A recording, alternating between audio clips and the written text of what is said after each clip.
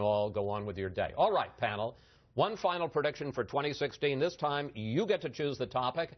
Laura, you start. I think the question is whether the establishment Republicans can hold on for another presidential term in this presidential election cycle, or whether the country and the party is going to move in a more popular, more nationalist economic direction. That is the fundamental divide. I think that's been papered over to some extent in recent elections, but that's where we are right now in the Republican Party. You also see it happening across Europe, different extents, different types of movements, but there's a sense that things just aren't all that fair, and that a lot of the people in the middle or the lower working poor just can't get ahead, even though in the global economy a lot of people can get really rich. And very briefly, does the party split apart over this issue? I don't know. I don't know how to predict that, but I do think now the money is with the establishment as usual, and the power is with the people.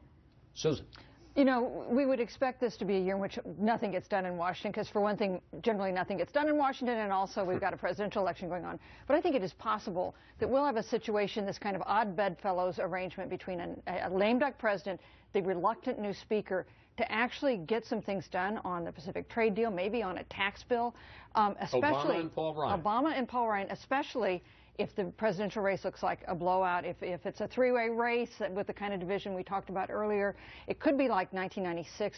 You remember the Republicans in Congress worked with the Democratic president in order to get things done because they'd given up on their presidential candidate. Michael. That sounds like a recipe for a Hillary Clinton presidency, but I actually think what you'll see is a Republican Party that unifies around a very much pro-free enterprise, anti-Washington, D.C. populist message. It's going to unify the party. It'll actually win at the ballot box. A majority of Americans will deliver a conservative mandate, and what that will force is the cronies at the Chamber of Commerce and elsewhere here in Washington, D.C. to choose whether they want to join an optimistic free enterprise party or whether they want to go to the Democrats and play the pandering politics. Very briefly, flip it around. If the establishment wins, does your wing of the party bolt?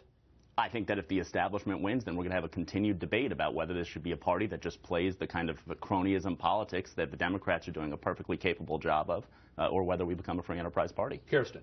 I think that what was once referred to as Bill Clinton's bimbo eruptions, which now sounds like something nobody would actually say today, are going to become problems for Hillary during the campaign.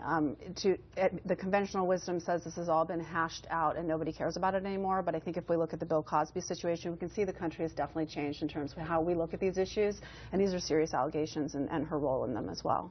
All right, thank you all, panel. I predict it's going to be a great 2016 in a Republican contest that's already broken all the rules, and then a fascinating and important general election.